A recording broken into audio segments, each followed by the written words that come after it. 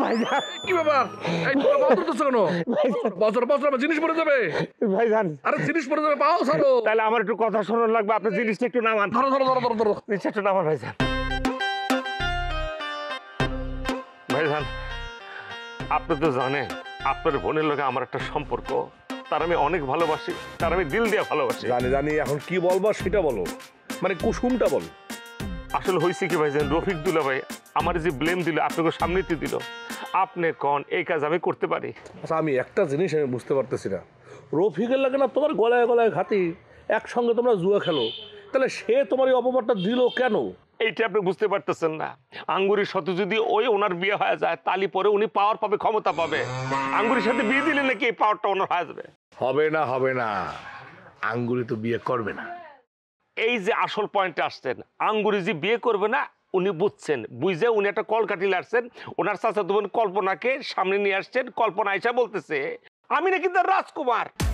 এবং কল্পনা কি করছে জানেন না আমার আব্বার সঙ্গে দেখা করে বলছে আমার সঙ্গে নাকি ওর প্রেম এই ঘটনা যে বলছে তখন তো আমি ছিলাম আর তুমি তো খুবই ভালো ছেলে আরে পুলিশ যখন আমার বিপক্ষে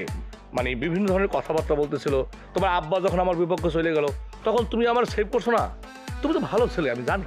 এইটা যদি আপনি মনে করে থাকেন আমি আপনাকে সেভ করছি এখন অন্তত আপনি আমার সেভ করেন ভাইজান আরে বাবারে পুলিশ তো চলে গেছে এত টেনশনের কিছু নাই যদি ঘটনা মিথ্যা হয় তাহলে তুমি মুক্ত এত টেনশন করার কি আছে রফিক দুলা ভাই যদি মনে করেন ঘুষ ঘাস দিয়া যদি এটা আবার পরিবর্তন করলে রিপোর্টটা তখন কি হবে বোকা ছেলে রফিক ঘুষ দেবে কোত্থেকে রফিকের কি পয়সা আছে ওর পকেটে তো মনে করো 20 টাকার বেশি আমি জীবনে কোনোদিন দেখি নাই তা ঘুষটা দিতে হলে তো টাকা লাগবে সে পাবে কোথায় টাকাটা হ্যাঁ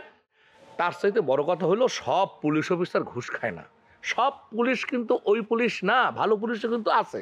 দেখো আমার কথা কইতে কইতে আমার মোকামের টাইম চলে যেতেছে জিনিসটা বিক্রি করতে সময় চলে যাচ্ছে সময় যাবে না